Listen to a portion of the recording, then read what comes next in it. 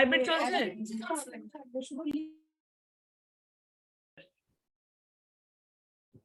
So I request the attention of the faculties and delegates. I will take few minutes of yours and let me introduce me and the faculty members of the session.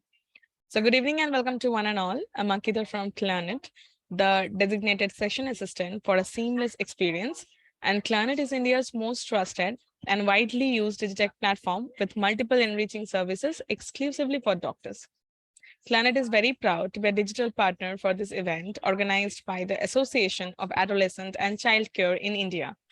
And welcome to the virtual AACCI Week Celebration Day 4. So let's begin today's session, for which I would like to invite Dr. Samir Shah to take over. Over to you, sir. Please proceed.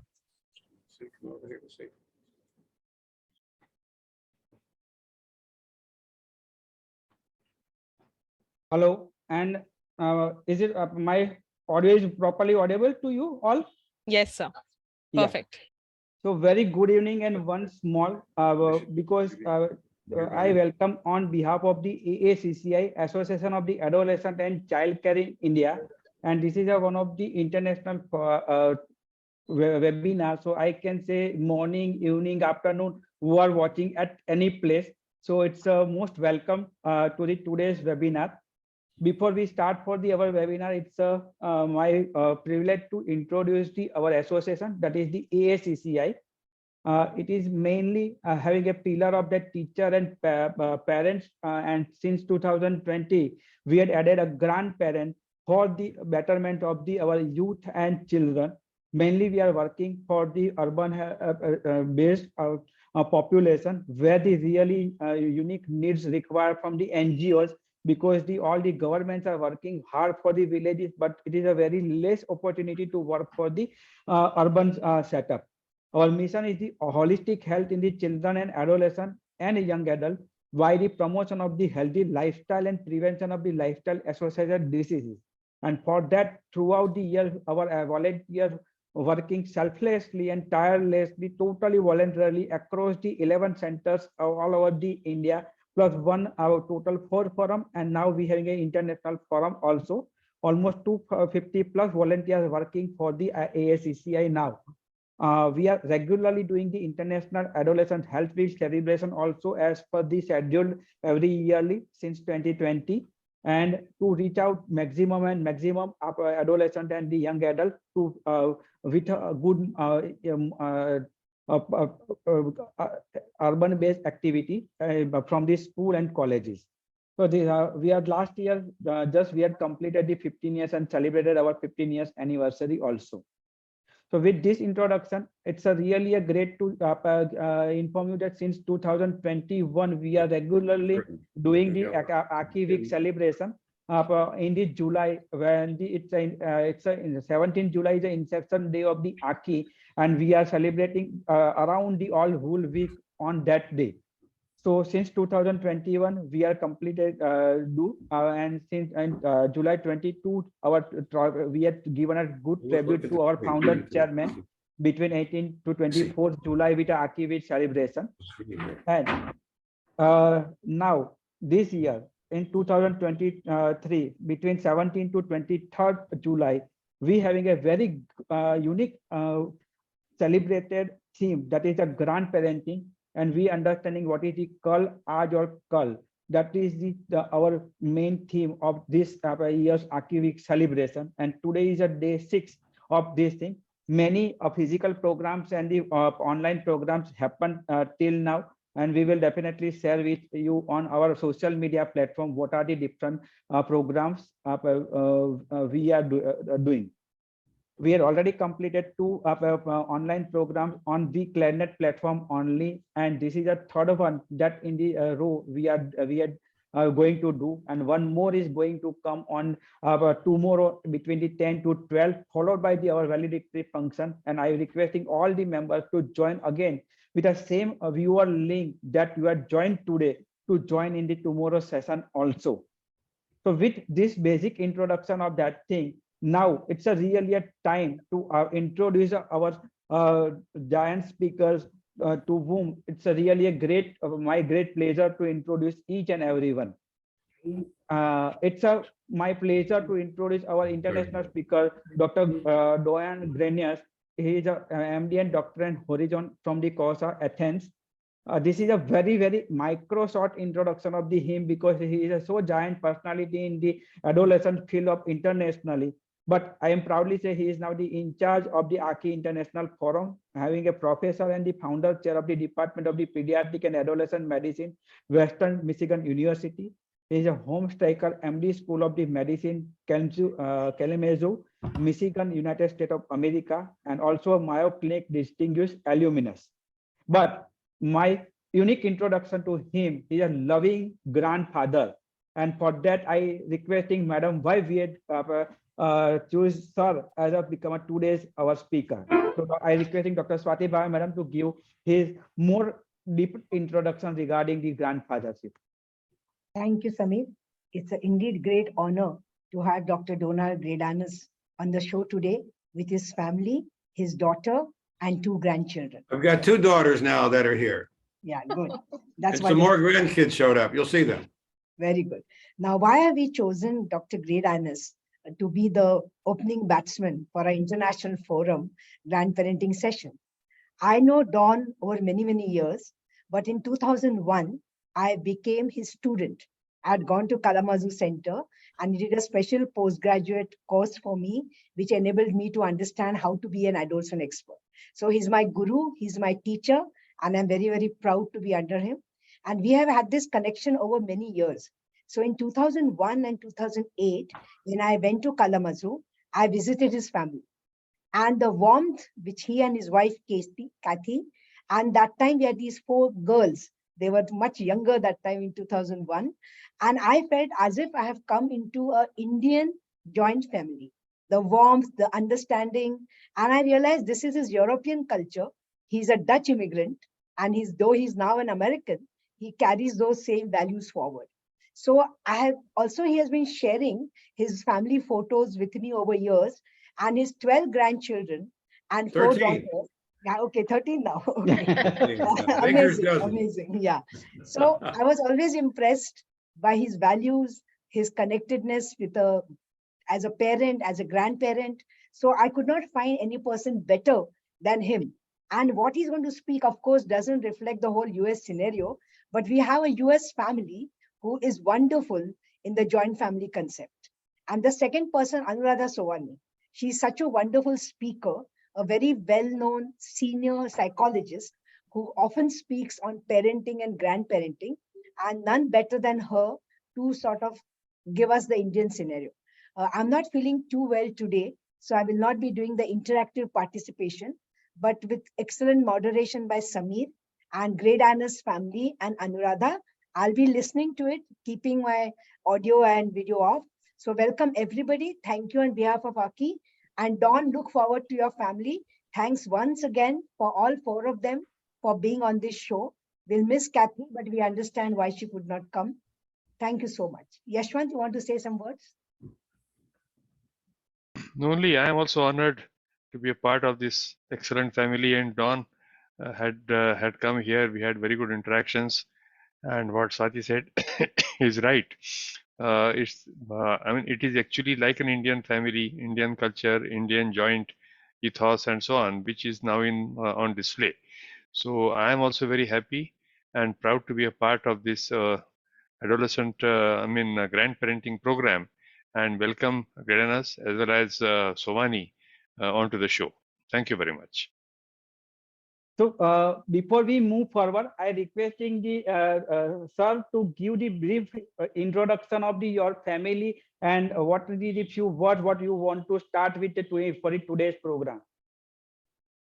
Well, thank you very much. It's a pleasure to meet with you all.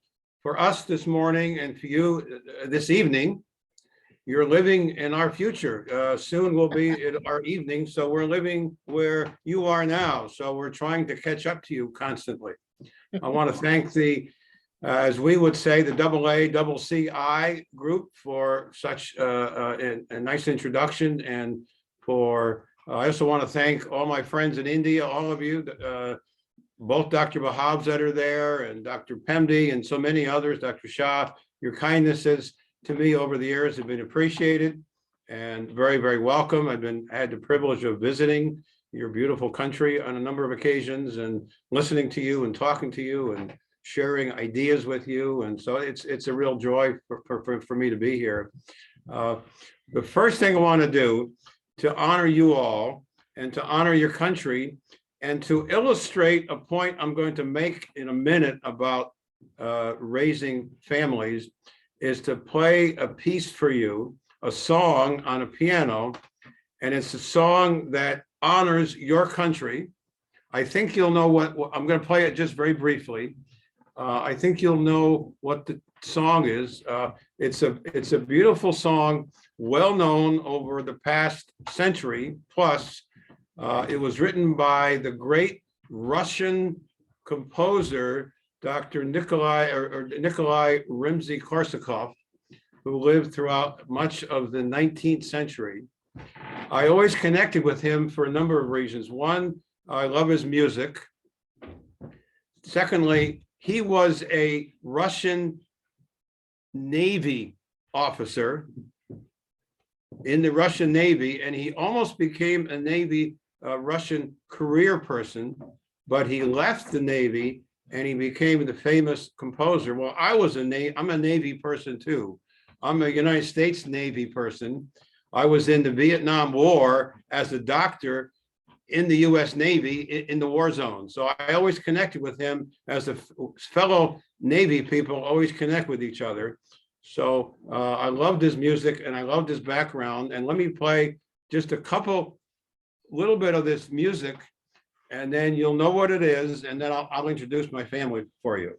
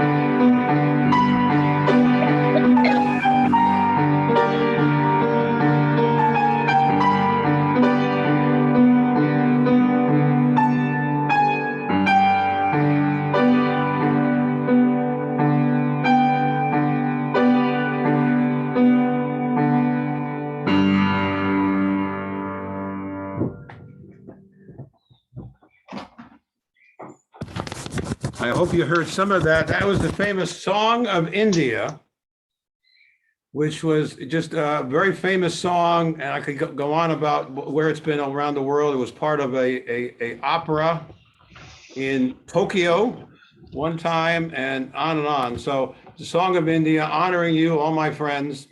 And so let's talk a little bit about grandparenting. What I'll do is just give you some ideas. You can't come up with, in my view, absolute rules, because every family, and I'll speak from an American viewpoint, Sir, and Dr. Sovani can speak from the Indian viewpoint. from the American viewpoint, each family is so different. You have to kind of approach it in an individual manner. And I'll mention that in a minute. In the family I have present here, I have two daughters. I have Marissa right here, who's my eldest daughter. This is her house that we're meeting in. And the second daughter is Elizabeth.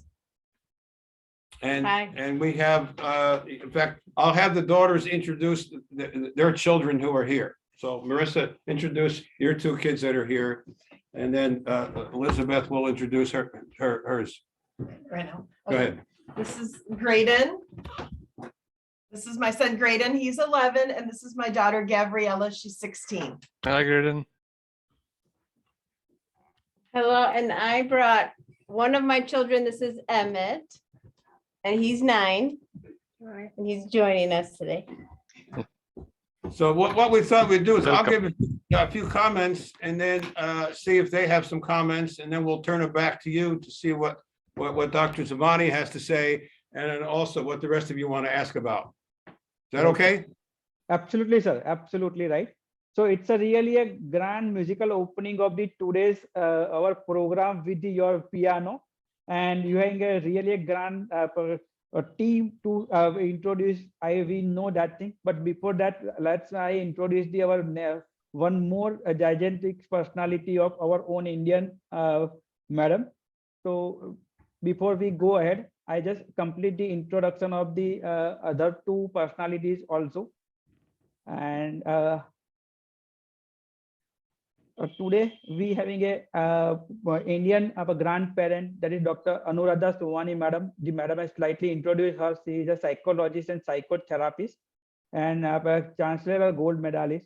And this is also a very ultra short, I can say, introduction of her as a former professor and head of the Department of the Psychology, Dean Faculty of the Humanity and Ascendic Women University, formerly headed the Department of the Applied Psychology and University of Mumbai, trustee and consultant Institute of the Psychological Health, Thane, Maharashtra.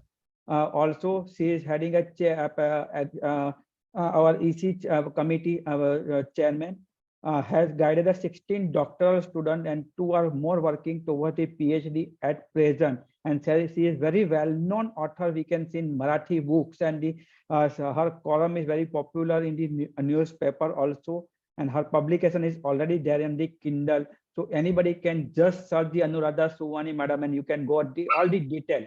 But my today's introduction is slightly just changed, and that is this is a gorgeous grandmother too.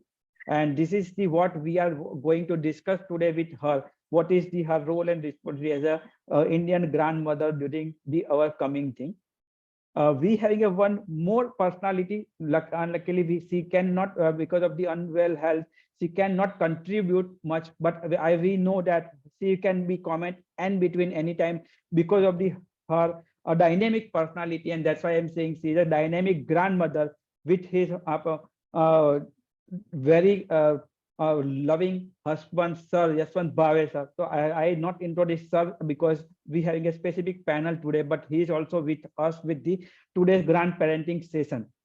So with such a brief, ultra short introduction of that thing, this is my introduction also.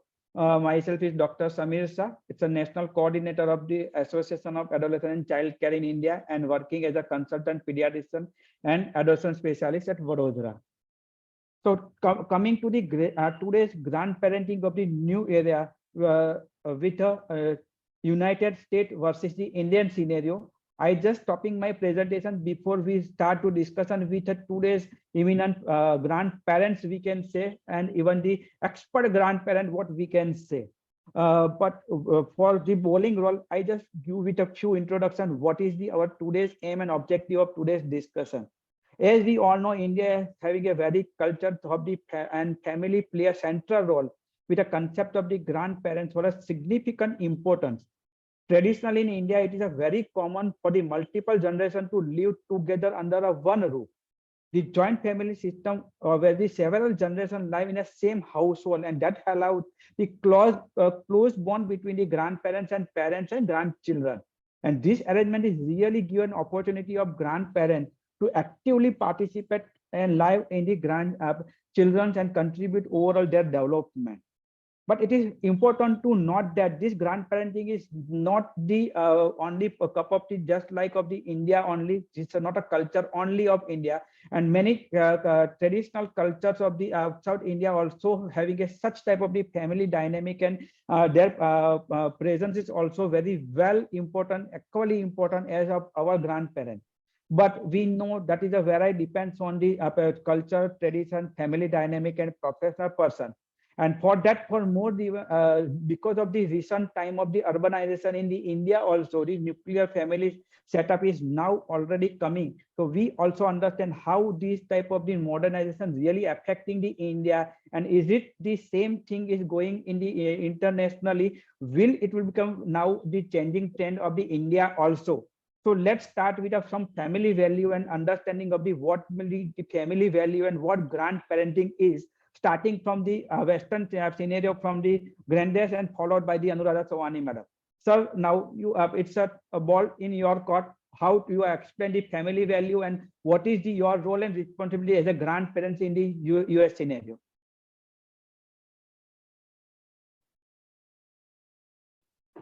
From the American viewpoint, again, this is just our family. There's millions and millions of families in your country, millions of families in the United States, and they're all different.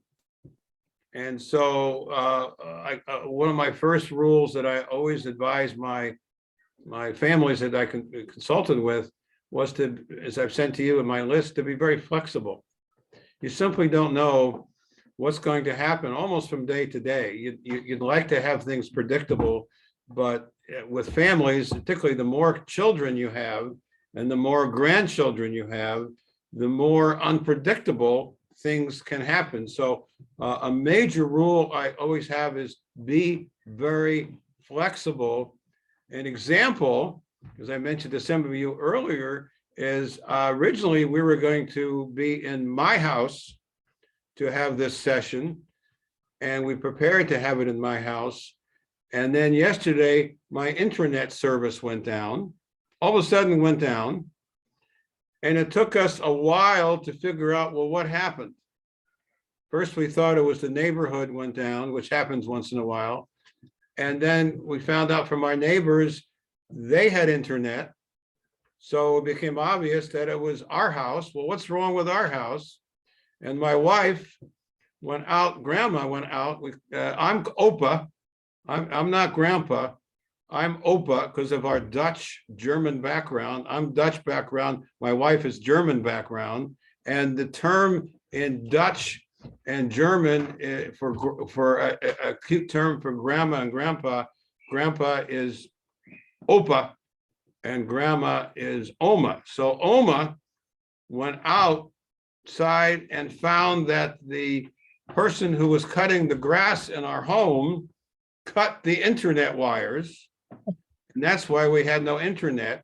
And it took us hours to find the internet service and get them to come back and fix it. Well, they're at our house right now fixing, we hope, coming in to fix the issue. And so Oma, my wife, had to stay there and wait for them and take care of them. So she's not here. So that's part of the issue of teaching all the grandchildren, be flexible, take a look at the problems that are occurring and try to deal with them. And don't always predict. And another rule I have is to be available. If you're a grandparent, be available to your adult children, talk to them and be available. Now, we have an issue, maybe not in India, you can talk about that later, but in our country, we have an issue where we have a number of grandparents that do not want to be involved with their grandchildren. They say, we raised our children. And what happens is, say in Michigan, is some grandparents will leave Michigan, upper part of the Midwest, and they'll go to, say, Florida. And they live in Florida and they want very little to do with their grandchildren. Well, that's their right. They have a right to say that and move away. So some grandparents are not involved. In our family, we're very involved as much as possible. And so what we say basically is to be available to your adult children. What I as Open OMA have tried to do is meet with our 4 adult children who are taking care of their children and say, what can we do to help you? Now, there's a danger there, and Dr. Sovani, as a psychologist, can certainly address this. You have to be very careful not to become what we call in English an overbearing grandparent.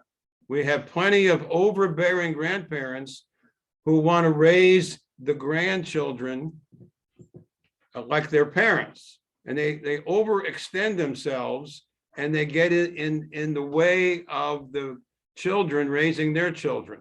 So it's very important to be not only flexible, but also to be available, but meet with your adult children, say, which we have tried to do.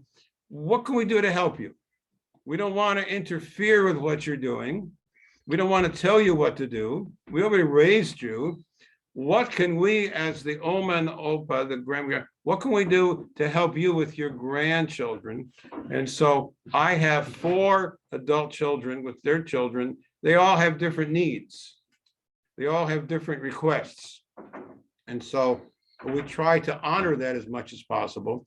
Now, in our family, we're very fortunate because we have a wonderful, and she's not here, but we have a wonderful Oma, a wonderful grandma. She's a wonderful woman, and she loves, like I do, but she loves her children and her grandchildren, and she's always available to help them. She is amazing. Now, in America, we have an issue where half of the marriages break down, and of the half that don't break down, that are still married, half of those are unhappy. Well, we represent a family where we haven't broken down. We're 1 in 4, where not only are we still married, but we're, and I can speak for me, we're very happy. And so because of a wonderful center of this issue, the grandma, the Oma, who is very, very involved with helping the children, but she also will meet with the children, and we both say, what can we do to help you? And tell us. And then we tried, and are we doing okay? Are we overreaching? And so forth. Now, sometimes you have to discuss what are you capable of doing? And sometimes the grandchild, they may ask things that you simply can't provide. So we're always saying, well, what are your needs? What are the needs of the family? And kind of overlook everyone, realizing that everyone's an individual and all families are individual. So those needs will change from year to year. Someone gets sick, someone dies, someone has money problems. Issue we have in the United States is sometimes the children need some money from their parents to help raise the grandchildren. Well, the issue that comes up and is debated among different psychologists, a number of American psychologists will say, you don't give money to your children and grandchildren, you make them take care of themselves. The view that I have is that's not right. If your children need something financially and you are capable of providing it, there's nothing wrong in doing that. Now, financial experts in America always say that's wrong. And I say to them, well, then you don't love your children. Now, that can become excessive. Children can expect too much, and everything can be too much and too little. But my view is part of our family value is, and if you need some help financially or emotionally, we love our children, grandchildren. We try to help within the frame of what the adult children are asking for. And it's because we continue to go back to the miracle of life. It's a miracle that I happened to meet my wife almost over 50 years ago at a meeting, see her, fall in love, marry her, and these children come along, and that's a miracle. And so your children are miracles from God, from our religious viewpoint. Your grandchildren are more miracles, and so help continue with the miracles, the wonder, and help them within certain limits. We try to pass on, and I'll close in just a minute, we try to pass on some family values. You have values of religion, values of ethics, morality. one of the things in the Greydanus family that we've always found important is to pass on music. Music is something that you can pass on to your children and their children. And this started back with my maternal grandfather. Part of my background is Dutch. Part of it is from Scotland. And my great grandfather on my mother's side came from a place called Busby, Scotland. And he came over to America and raised 8 girls.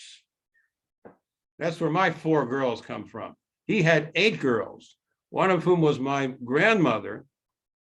And he had my grandmother learn to play the piano, who then had my mother learn to play the piano.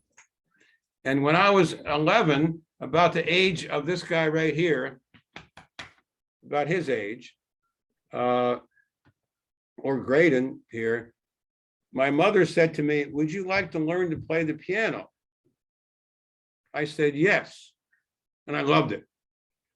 And I've been playing the piano ever since. And my wife plays the piano. And so we had all 4 of our daughters learn to play the piano as children, and they can still play. And then one time we went off to a camp. It was a religious camp, a Bible camp, and they had a harpist, a wonderful lady playing the harp. And my wife and I thought, wouldn't it be wonderful if we could have our children learn to play the harp as well? So we went back home. We were living in Des Moines, Iowa at the time. We had them learn to play the harp. And now we have some of, we see a harp in the background.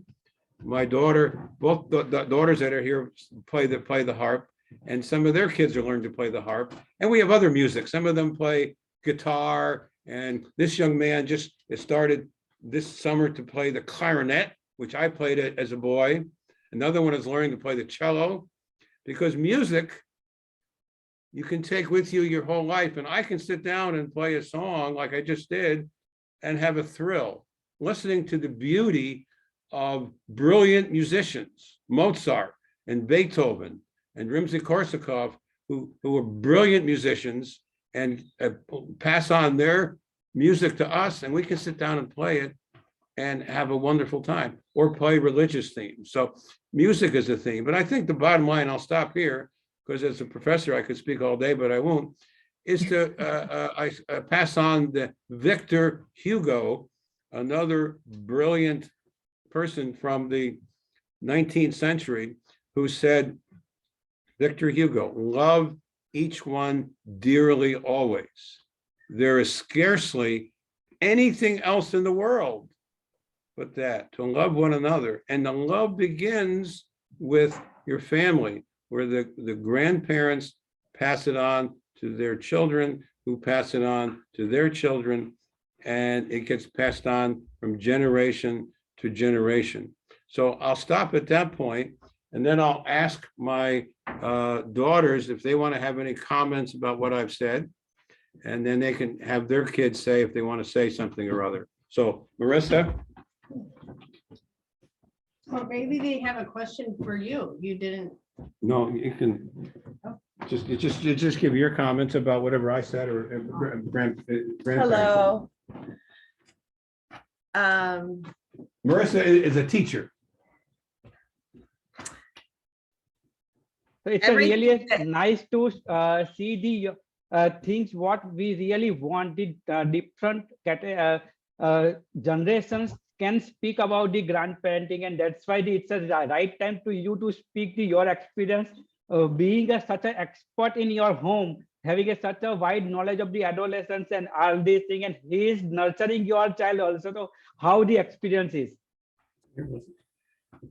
So my experience with my grandparent or my parents, and I think my sisters would say this too, they are extremely generous, very, very helpful,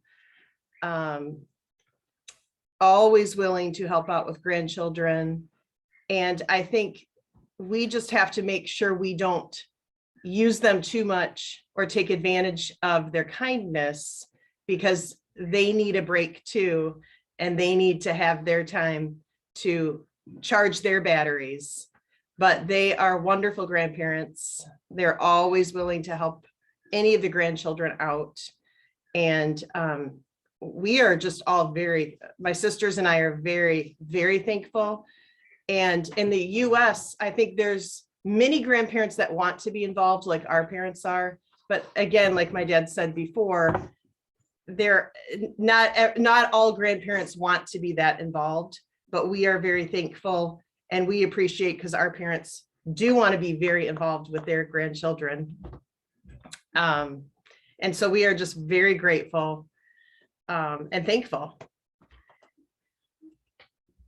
Let's see, Bhave, you want to comment? Okay. Or Beth?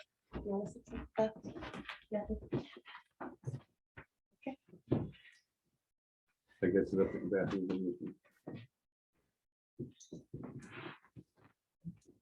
Thank you for having us. It's quite a privilege to be here. And I don't know if anyone has any questions, so I'm happy to open it up to that. I don't have a lot of comments because I've reminded them all week I'm not a grandparent. But Not yet. well, not yet. It's coming. But It's coming. my only thoughts I thought I would speak on is what just what I've observed, and even in our family. So I have 3 sisters, and the way it worked out, 3 of us live in town, and so those grandchildren live, some within 5 minutes of my parents and some within 10 or 15 minutes, but a very close drive. And then my youngest sister lives in California, and so her 2 children don't obviously get to Michigan as much. And what I've observed is kind of the gift of proximity. It wasn't something necessarily intentional or where we all planned it out or weighted it very heavily, but sometimes the way life works out, you move away or you move back home, or here there's oftentimes people will leave and then get a job elsewhere, or they might get married and their partner might be from another state. But where jobs take you and your family takes you and opportunities, sometimes it's not, even if you want to stay in town, you can't. And so amongst my siblings, some of us have been here, never left, some left and came back, and then some left and still live in California. So I've just over the years noticed just how that impacts the the relationship between the grandparent and the grandchild, with just what is a daily routine, just the ease of, if one of my kids, I live in town, and so maybe somebody has something at school, there's a performance or a celebration or something, could be a piano recital, something like that. It's easy to invite my parents, and I'm grateful they want to come. They love to come to things like that, especially if it's music related, but they'll also come to sporting events or show up to help with things, whatever that might be, if asked, and whenever possible. And so, it's really easy to show up when someone's in town, and it's really hard to do that for a grandchild that lives 2 hours away, or 5 hours away, or is a plane ride that takes all day to get there away. And so that's just the nature of the dynamic of how it impacts those relationships. And I can appreciate and observe a lot how challenging, at least I anticipate that would be if I was in those shoes, of really trying to have, this desire to have equal connections and feel it, close to everyone in some kind of similar way, which doesn't, it's really hard to feel like that when you see someone once or twice a year versus every other day or every day, or you're driving them to swimming lessons, and, you're just kind of part of their routine. And that is where I think, there's kind of two roles. I think this newer thing I think it's becoming a little more prevalent, but what I see is by no means the norm, where grandparents who really want no involvement, like feel like they raise their kids, they really want to go enjoy their retirement or, this next chapter of their life without a lot of maybe responsibilities, or, and that for me, that I'm a therapist and a social worker, and I work with a lot of adults with mental health issues and all kinds of things. And I think that is it, for what I observe, very similar to, not everybody wants to be a parent either, or like this pressure that, a lot of times people think everyone has a maternal instinct or everyone wants to have children. And a lot of women, at least here, more and more, and I would say with the younger generation, feel a lot of pressure and shame if they say they don't want children, or they're not sure if they do. And that's not always a very acceptable answer. And it's something they really have to work through. Are they doing this because they want to, or they have some desire to, or they think it would be a positive experience, or does it feel like something that is almost obligatory from society or their own family or their own parents or their partner? Oftentimes it's, can dissolve marriages too. So those were just some of my thoughts. And with the one other thing with the grandparent thing about we see it kind of as two roles. Like there's what I call grandma on the train who lives 2 hours away. And these would be my in-laws, where they are in the state, but it's about a 2-hour drive, close enough to get to whenever you want to, but not close enough you're going to come to all the things. And then grandparents who live in town, which sometimes defaults almost more to a child caring role more than grandparents, which can really blur boundaries. But I think a lot of that has to do with availability. But I'm probably talking too long, so I'll stop now. Gabby wants to say anything? Or do you want to, or if you want to hear from anyone else, there's, or no, there's a time. Just have like one quick thing to say. I think my grandparents are like very Speak up, involved speak with up. everything, and they're super helpful. And yeah, Tell them about Oma. Oma's like always taking me to school, and she's always like picking me up if I like need her to like take me somewhere, if I want to go to the pool, if I want to like sleep over at her house. She always like lets me do that, and it's like very nice. That's it. How about Emma? And I don't know if I think it's so fascinating. I think it's so fascinating. I've been enjoying myself so much listening to all of you. First of all, let me say I love Don's very dry wit and, that tongue-in-cheek kind of humor. He just has these throwaway lines which he keeps throwing at us. And one question I have, though, however close all of you live from each other, how did you all agree, particularly the little ones, like we had these two little boys standing there very willingly getting introduced, and that doesn't happen too much even in India. Everybody's very busy and they have their own things and they say, oh, okay, mom, I'll be there for a while. And here you have all these pretty smiling little ones, being there and enjoying what their granddaddy, their Opa is saying. So just tell us, how did you agree? How did all the little ones agree to be there this morning? And I'm sure each of you had something else happening on a Saturday morning. Just tell us about that. Okay, and I will speak to that, but do any children want to speak to that question? How did you agree? How or why did you agree to come participate in this? Okay, he doesn't know. What are you? Well, were you asked and you said, all right. He probably didn't know really what he was getting into, maybe. Yeah. well, my children, this is at my home. And so Right. they're already here. And so, but they were very kind and gracious to be a part of it.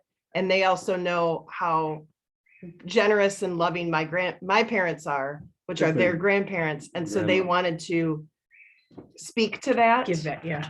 Um, And I will say, one thing I'm very grateful for, and that's been a very positive thing, is being so close to my parents in town. And Marissa too, because we live close to each other, us and my parents.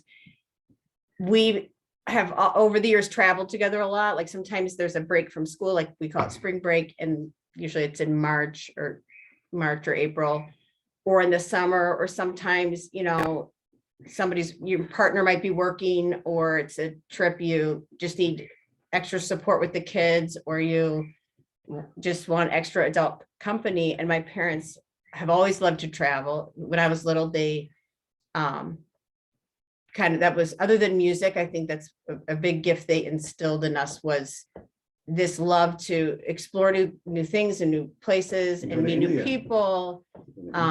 Yeah, and it was a blessing with my dad's work. He loved to, lecture and speak around the world. And so he's been to India many times. And in, I think it was December 2000 was the trip I got to go and meet Swati, that was my first time to India, and it was a wonderful experience. So we're what I would call compatible travelers. And I think, when you find it easier to travel with someone, you tend to do it again. And so that's just a relationship we have. I remember you And as a so lovely teen. What? I remember you as a lovely teen in 2000. Yes. Yeah. Nice to see you. And I remember all of you, when I'd come to America, one of you were playing the harp, the other was playing a piano, and Kathy Yeah. was such a gracious hostess. I really enjoyed that evening having dinner with all of you. Oh, we did too. And what I've learned, and I think, my dad too, is you really learn from experience. So my experience is, I have 5 children. I've learned, don't bring them all, right? Or it's chaos. So I brought one. I like to bring, half of them or 2 of them. I'll hand select who is usually a good fit for something. And it just happened to be Emmett, and he's You can mention all the things that. very, willing to comply Yeah. and participate in things that are new experiences. He likes new experiences. He's usually a little more talkative than this, but it's really for him. And sometimes it is, who's available, like who, the older they get, they really start to do some of their own things, and their schedules kind of shift in a way where, it was an easy choice to pick him. Yeah, I'm just, my mind is going back to many, many years when I was teaching at the university, and we had a visitor from overseas. You know how sometimes it happens that when a culture is very alien to you, you tend to find things very strange. And in India, we have this a system of an arranged marriage, which means that when I met my husband, it was a formal meeting between 2 families. And, we were introduced to each other, and then we talked and we decided to marry one another. So he told me, and as a sociologist, he was a visiting sociologist. So he said, this is so strange. I mean, how do you just meet somebody maybe 4 or 5 times, and then you decide to leave your parents' home? And he was a little critical. Okay. And I was young and I was newly married, and I was a little angry. I said, oh, why is he being so critical about our systems? Then the conversation came around, and I asked him, he asked me, how often do you meet your parents? So I said, well, like you said right now, they don't live very far away. So I meet them very often, but I talk to them every day over the phone. And his face fell. And I said, sir, when do you meet your children? So he said, oh, he just sends me a birthday card every year, and I just send him a Christmas card. And that's it, So that my mind went back to that. And that's really what Swati said is so correct, that your family is not typical of a United States family, because you all are so closely bonded. And that's what I meant, that for children to be so happily ready to be there and chat and maybe be proud to showcase the fact that their grandpa has such wonderful things to share with people miles away there in India. I just want to say, and I'm sure Swati or Samir can add to this, from our side, from the grandparents' side, there is a lot of gratitude as well. There is this sense of continuing to be loved in spite of the family being so busy and having their own busy work lives and academic lives and school. We feel so happy when they, choose to give us this time, which is very precious. And believe me, there's also a sense of safety, because as you get older, you like the idea that there's somebody looking out for you. You may not need it right away. Like, you may be independent financially and socially, but you do like it that there are people waiting in the wings, and people who will worry for you, and they will ask you, why are you not looking so well today? What's wrong? Which I don't see too often in many countries. But I do see it in your family, and I think that's wonderful. So let me take this opportunity to explain the title of this program. I think it's very aptly titled. Samir has this way with words. You saw all his wonderful adjectives in the slides. And so he's called it Kal, Aaj or Kal. So Kal and Kal, both the Kals, K-A-L, mean different things. The word is the same, but one of the Kal is yesterday and the other one is tomorrow. So what we are trying to convey in Hindi is yesterday, today, and tomorrow. And these little ones that I see on the screen are the tomorrow. And you are the today, all you girls, Don's daughters. And Don and I and his wife and Swati and all of us were yesterday. But we enjoy being yesterday. I mean, believe me, it's a lot of fun. So Swati, you want to add anything to that? You're on mute, Swati. Yeah. I just wanted to hear the kids, because when I had gone to America, these 4 girls were wonderful and very expressive, and we interacted. And I'm sure the 3rd generation kids will also be very interactive. It's so sweet of them to come on this show. So can we have one of them one by one? Love to hear them. They can speak anything they want. They can feel free. I think we can start with the little boys, because they were a little tongue-tied when they were asked to come in front of the screen. So maybe they can just share what Opa does for them, or what they do for Opa, and what fun they have together. Oma. Yes, Swati, would you want to hear from the grandchildren? Yeah, They're yeah. asking any questions. Okay, I'm gonna, just because he's right next to me. This is my son, Emmett. Tell them how And- wonderful Oma is. Emmett, Yeah, or they can ask, I'll let them ask They- questions. That might be they easier. can- wonderful, they wonderful can to speak. see you. They can And, speak anything about your grandparent regarding any funny incident with them or something like that. Yeah. So we'd love to hear from you. What is special about Opa and Oma? We'd love to know that from you. Love Oma so much. Well, she's usually whenever I go over to her house, she's usually like, if I want something to eat, she'll usually make it for me, which is very sweet, because some grandparents tell some kids to make it themselves because maybe they're busy. Sure. So it's good that she has the time to make me food. So Do you love food, Emmett? yeah. Is she a so good you're cook? foodie, Yeah. and your He's a grandma growing boy. supplies all the food. That's very nice. I know Yeah. Kathy is a very good cook because I've eaten her food. So you're Yeah. very lucky to have a grandma who gives you nice things to eat, isn't it? Yeah. And what does Opa do for you? Well, sometimes if I'm wanting to go to like the pool maybe or somewhere, and Alma's not like at the house, or maybe she's somewhere else at the store, he might like take us to the pool, or yeah. So it's nice that you got someone to take you wherever you want. No, that is very safe.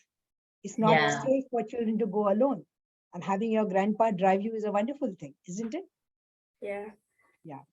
And do all the friends in your class also have grandparents like this? Or yours are very unique case?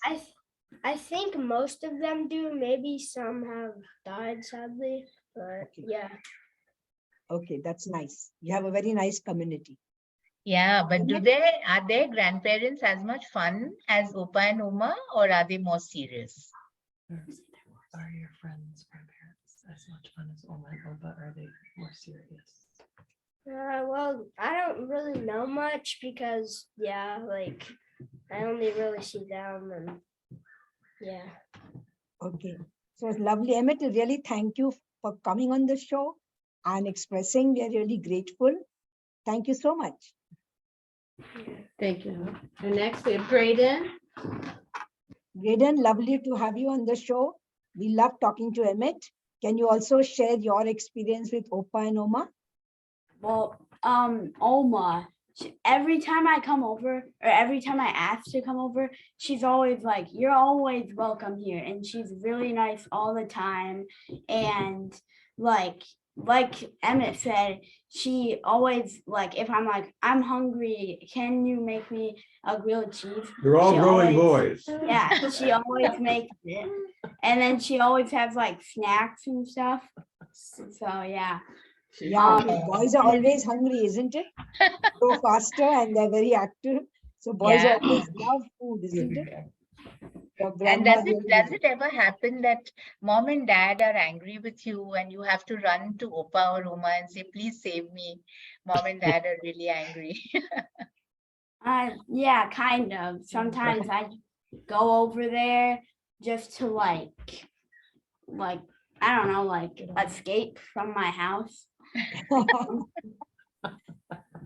That's what all grandkids do, because sometimes parents are upset or angry because they're busy, and then your grandparents are your source of happiness and relaxation, isn't it?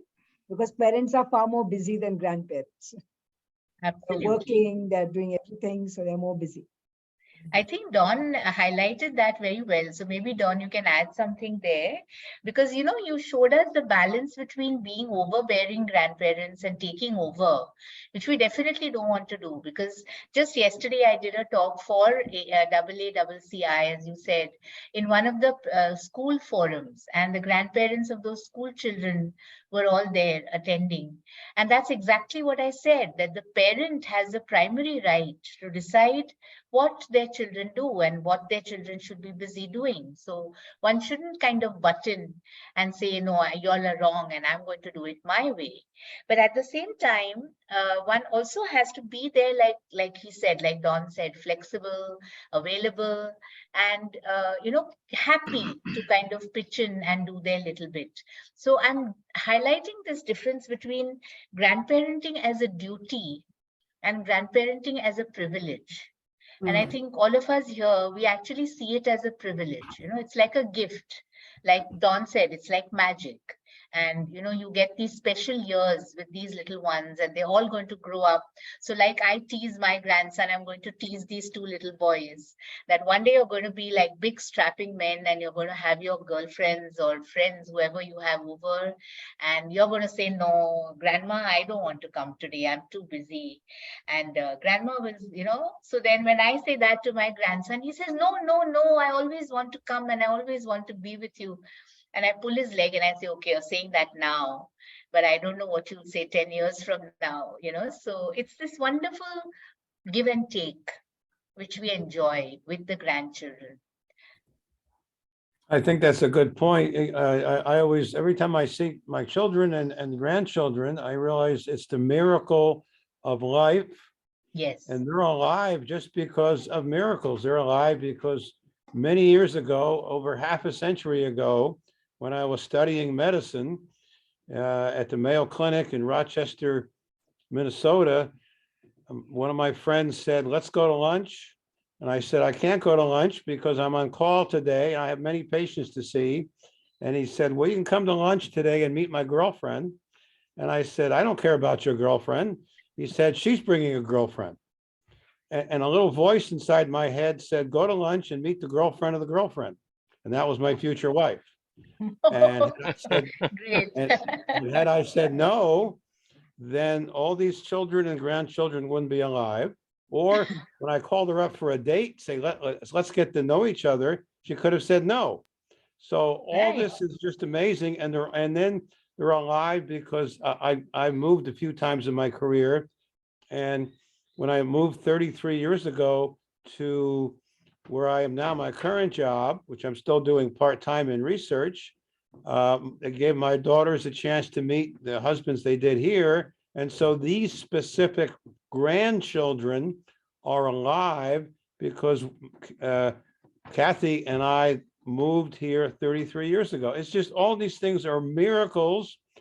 You could call it fate. In our case, from a religious viewpoint, we say it's God's leading.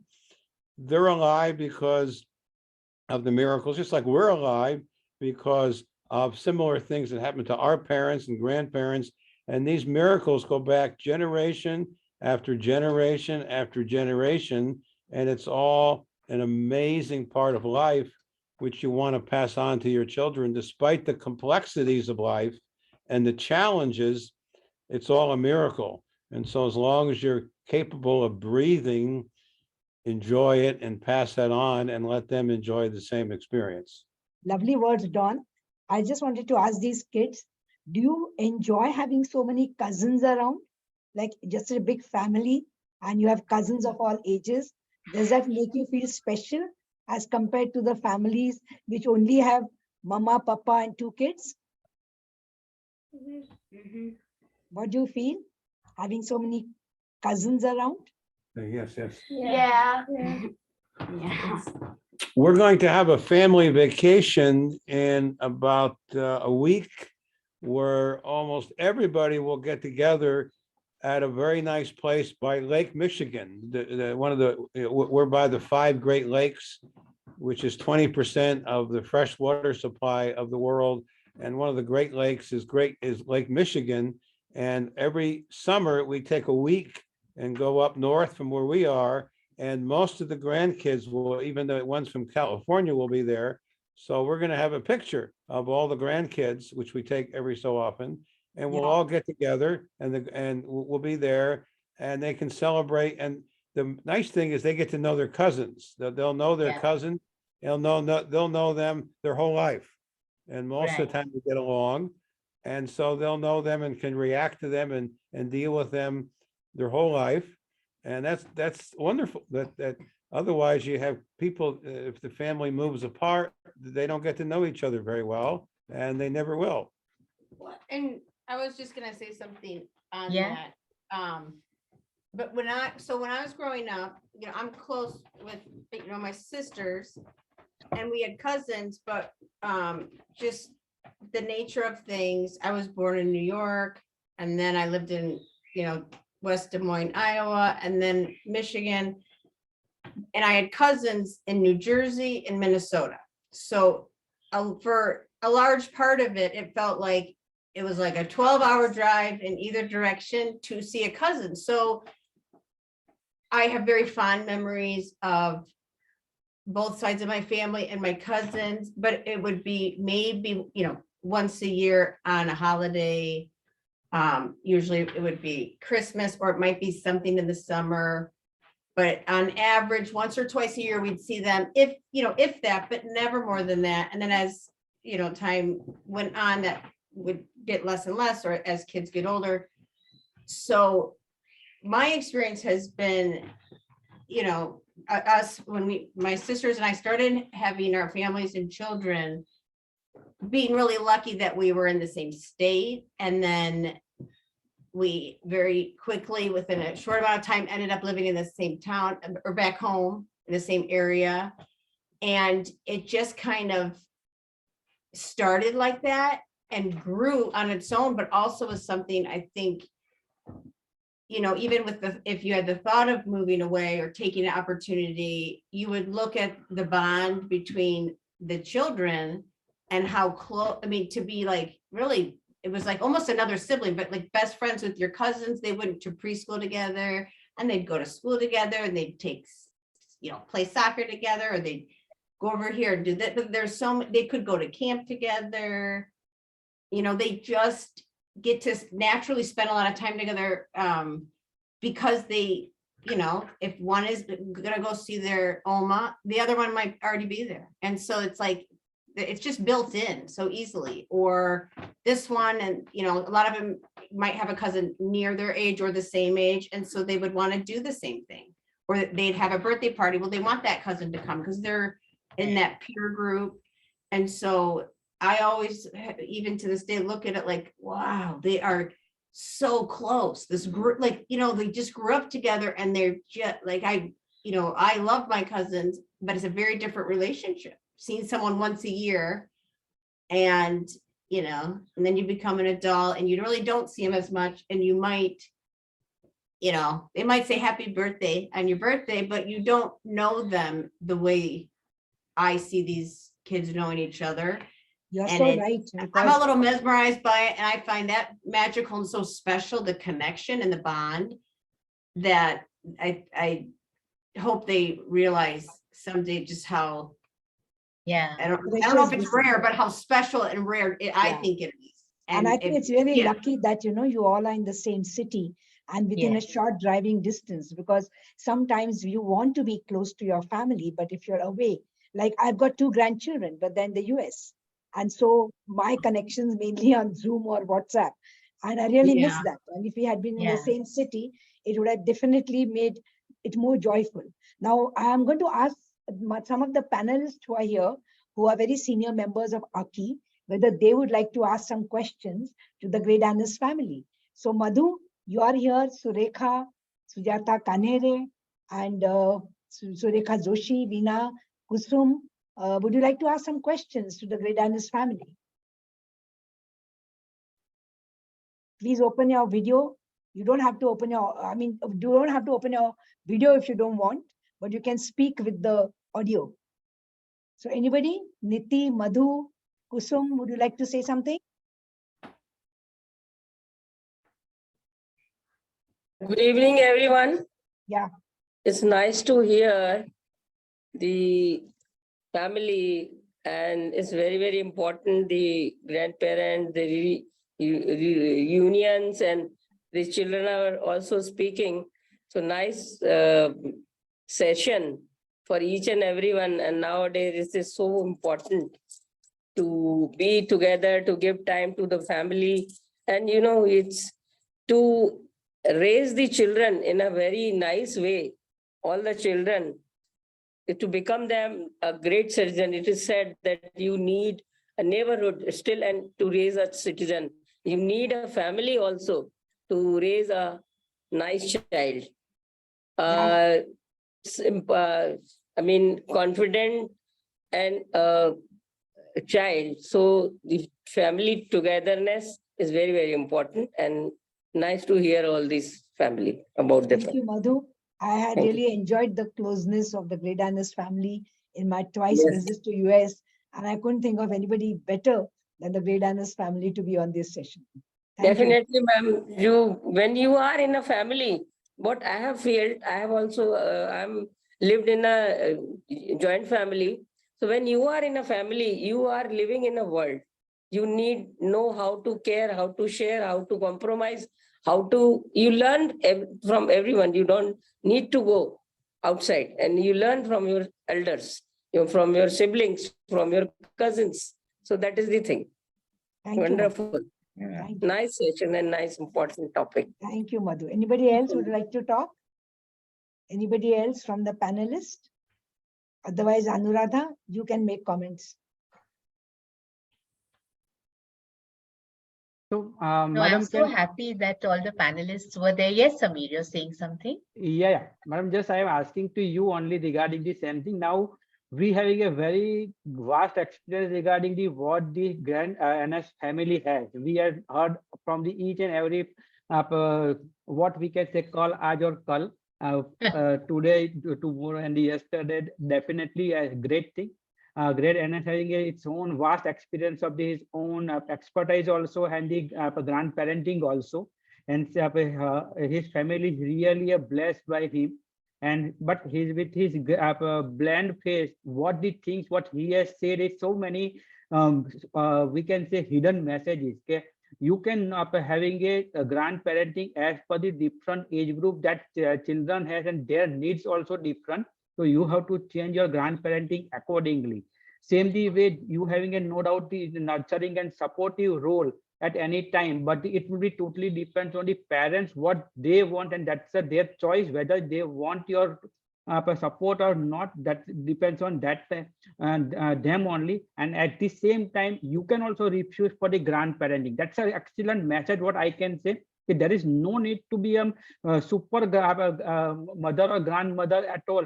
If you having a not capacity and you having something other than what you are thinking for your own future, it's up to you, and you can choose whatever you like, and you can become a different role as per your choice, whether it become a parenting, co-parenting, supportive, or supervisory. Definitely, it's a really thing. Second important thing, the distance is not at all a matter, but the things is willingness, and that willingness will be the always a matter if it come as a parenting also and the grandparenting also. So in the present view of that thing, in the Indian scenario, we also looking for what you had already previously just say also, we having a total traditional thinking of grandparenting.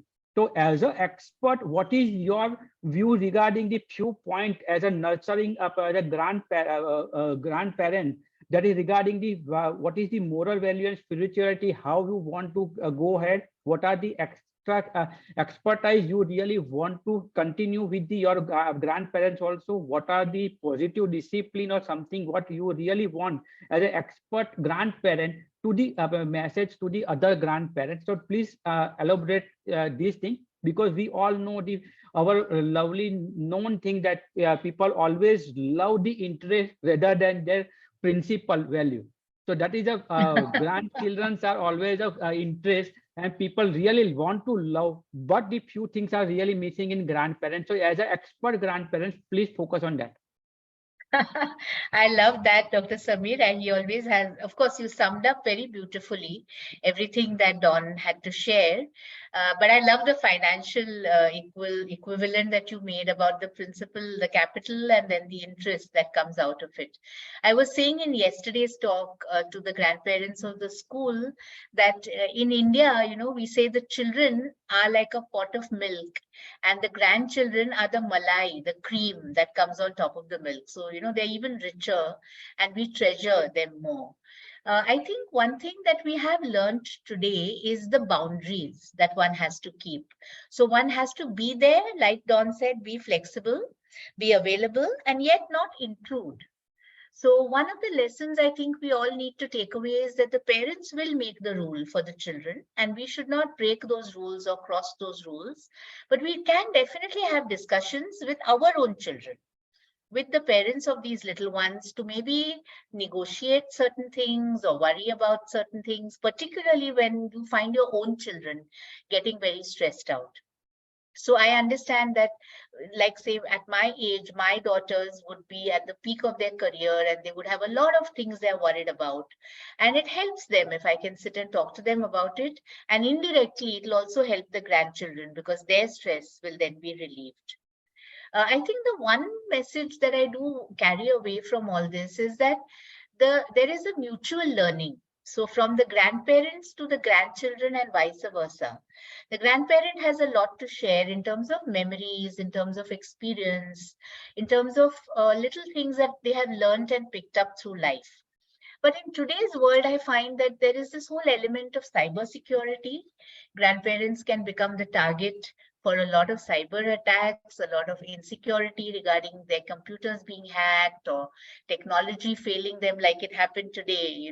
I was fascinated with that story of the grass cutter cutting away your internet connection. And he said it so in such a relaxed way. I would have been tearing my hair. This is where the little ones come, to help, because they are all very savvy with technology and they know how to handle it. At the same time, we also want to protect them because there is a lot of cyber risk to little children too. So I think these are the little lessons to pick up. One last message, particularly from India. I don't know, Don, maybe you can have the last word because you see something parallel happening in the US.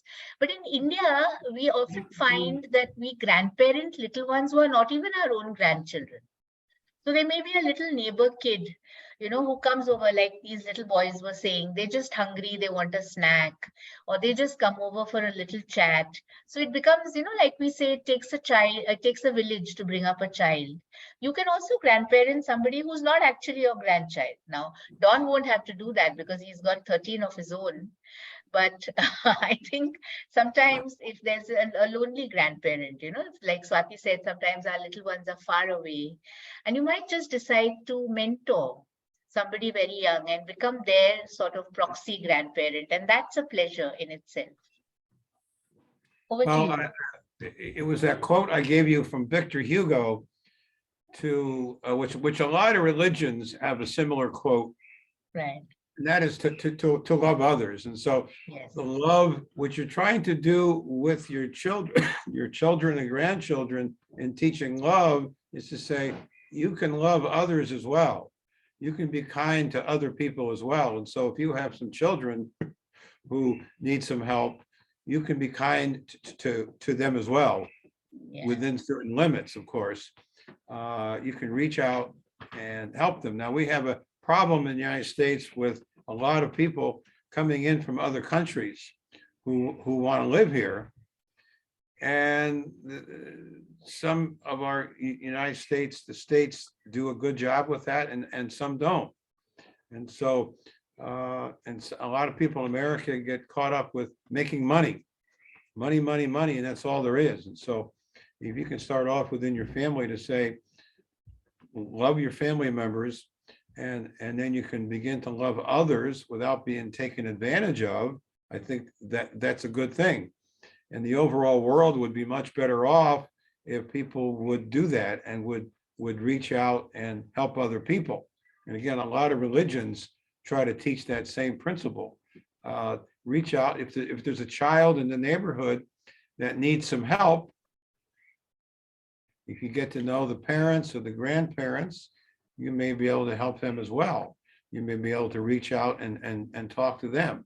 So, but if it begins within the role of the family, where the grandchildren see the grandparents being kind to others, like in our case, we have a remarkable Oma. She's not here because of the reasons I mentioned, otherwise she would be. But she is a very kind, very loving, generous person. We were at a local pool for swimming yesterday, and I was there with Oma, and she was talking to various people and talking to various children and being kind to them, and that's her nature. And so that can be passed on, where you're just trying to be kind and help other people. And the idea is you not only help your family, you try to help other people. And I think that although all you're doing as a grandparent is you're passing on your values, just like my grandparents and parents passed on their values to me. And then I reflected on them, thought about them. And as I grew up, and in my case, went through college, medical school, residency, fellowship, teaching, began to incorporate these values into myself with my wife. And we began to reflect on those and pass them on. So our children are doing the same thing. A good example is religion. Yeah. My wife and I brought up our children to go to church, to be religious, to believe in God, a God, but we don't become overbearing. We don't demand that they have to go to church all the time, or that their kids, we passed our religious views on, and they can pass however they want to do that to their kids. So we don't do that. It's like we don't demand that everyone in the family play the harp or everyone play the piano. These are our values: being kind to other people, enjoying music, enjoying the company of other people. In my case, whenever the grandkids come over, they're going to hear Opa play the piano, or even maybe the harp. They're going to hear me, and they're going to remember me playing, and Oma as well. And then they can decide what they want to do as they grow up. So you're passing on values but the joy of life is our kids now are adults. They're going through their lives. Their children, our grandchildren, they will become adults, God willing. We say in Latin, Deo volens, God willing, Deo volens, and they'll experience their ideas. And the secret that they don't know yet is that much of their life will be determined by who they marry later. They don't know that. And we can't teach that to them. I was lucky and found a beautiful woman who with great values, and we've had a wonderful life. In November, it will be 50 years that we have been married. Now, I was lucky, fortunate, God's willing, call it what you will, but others didn't. I had a brother, an older brother, who didn't have that same fortune. He married someone who divorced him later. So you just don't know. But what we can do is teach our kids much of your happiness later in life will be who you hook up with, who you live with, who is your partner, your husband, whatever relationship, and that may be good or bad. That's the way it is. I think Dawn has shared this very important point with us of making memories together. And those memories are what we pass down to the later generations. And I'm enjoying watching the little one behind, enjoying all these stories told by Opa. So in India, bye. Thank you for being there with us. In India, my name is Aji, just as your wife's name is Uma. Aji is the Indian word, Marathi word for grandma. So I love hearing that word Aji because it's very precious to me. So I think we are way beyond time and handing over back to Dr. Samir and Dr. Swati.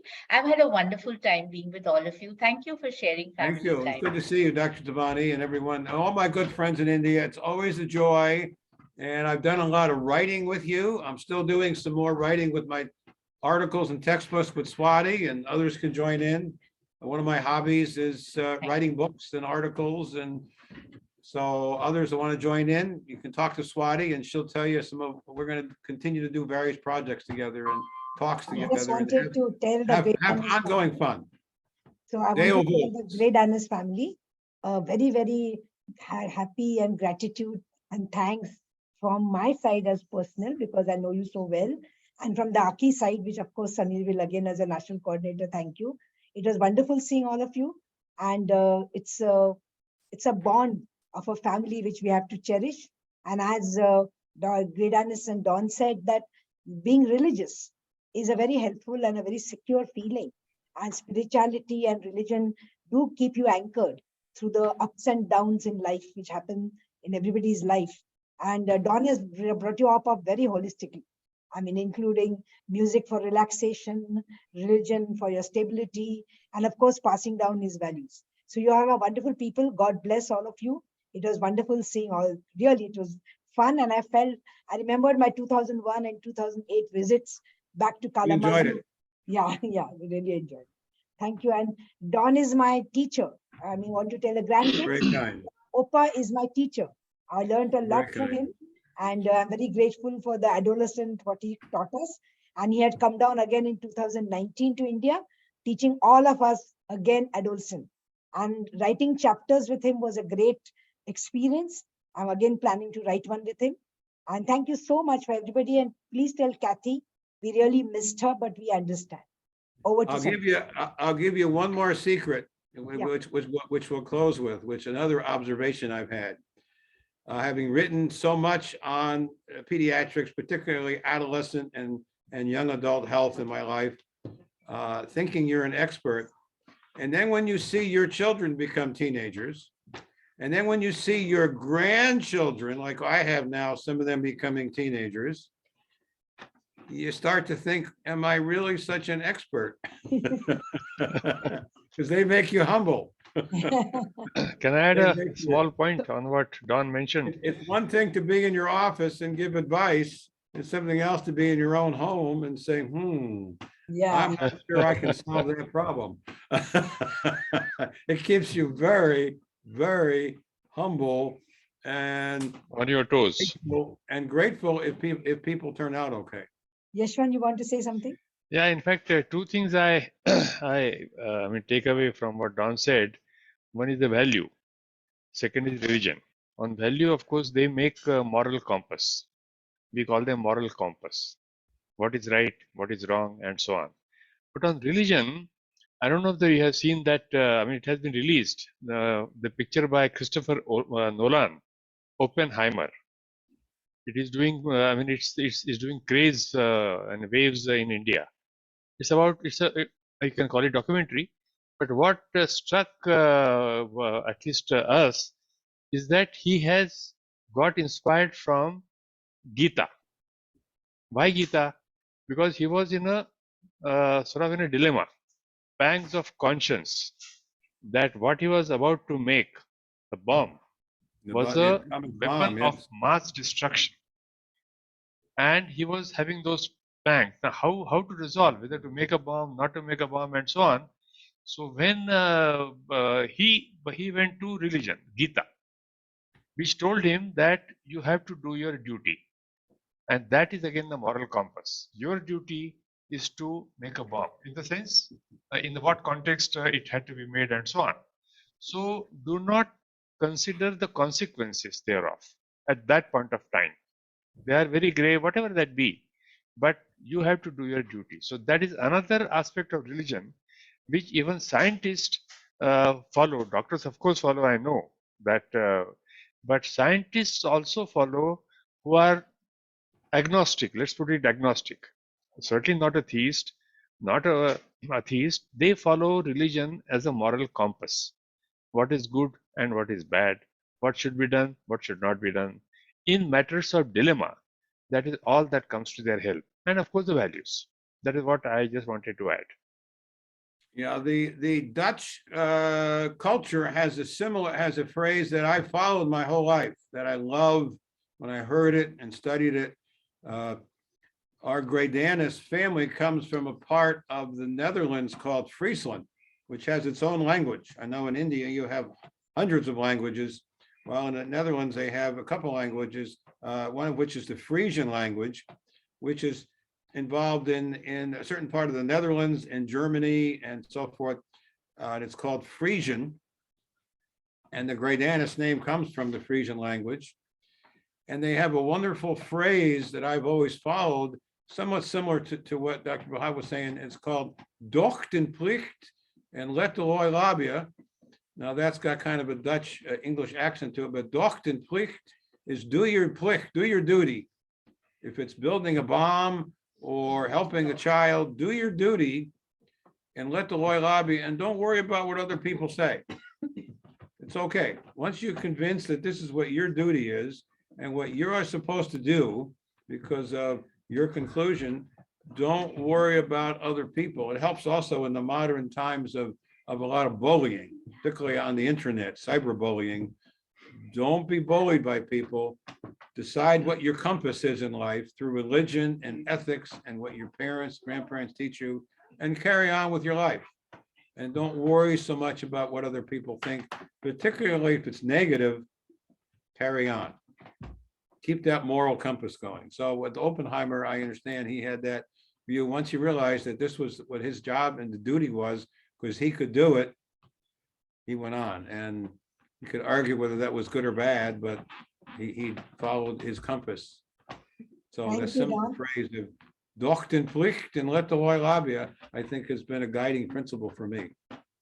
Don, it was wonderful. I mean, hearing these words of wisdom from you. But all good things must end. We have a lovely time, but now we are overshooting our time. So I will ask Samir now to do the concluding remarks and end up. Thank you, Greydanus family. Wonderful. Thank you. So Thank it's you. It's a great pleasure. Bye-bye. before end the thing, Bye. it is really a great thing to hear each and every Aji, Appa, Oma, Uppa, and Dada Dadi. It's a really a wonderful to whatever the name it will be. But grandparenting is always remaining as a grandparenting everywhere, and there will be no much change in the different scenario, even though the values and the requirement will be different at the different. Even we can say here the topic is United States versus Indian scenario, but I can say it is United States equal to Indian scenario, but the requirement is different, the tradition is different, but grandparenting is always remain as same as everywhere. And this is a basic conclusion that the thing grandparenting is not equal to parenting, but grandparenting is the above and over to the parenting as and when required by the parents. And that's a basic conclusion. And today one more top same thing we are going to talk on the our one more webinar with the her OBGY with UDAN project with the AACCI on the role of the parents and grandparents in adolescent behavior. And I requesting each and every viewer to join today, because today will be the last day of our grandparenting week celebration, what we AACCI week celebration, what we are going to, and we having a one validatory function soon after the completion of this tomorrow's talk between the 10 a.m. to 12 p.m. So I requesting each and everyone to join with the same link of viewers link what we are circulating regularly. So you can join with that link. Thanks a lot to the each and every participant who are watching, even though we are shooting a time of almost half an hour, but it's a really a great talk with all of you. And it's a really a pleasure for me to moderate this such a nice interaction with all of you. Thanks a lot. So we conclude the thing. Thank you. Good night. Meeting tomorrow at 10 a.m. Thanks for the coordinator. Thank you. And of course, Ask Don. the recording to stop. Thank you. Yeah. Ankita, you can stop the recording. Thank you. Thank you so much, everyone. Ankita, Thank you just for continue. Ankita, continue the thing. Only stop the recording. Yes, sir. Just stop the recording. Yes, sir. Definitely, sir. Just a minute, And sir. live streaming both. And live streaming.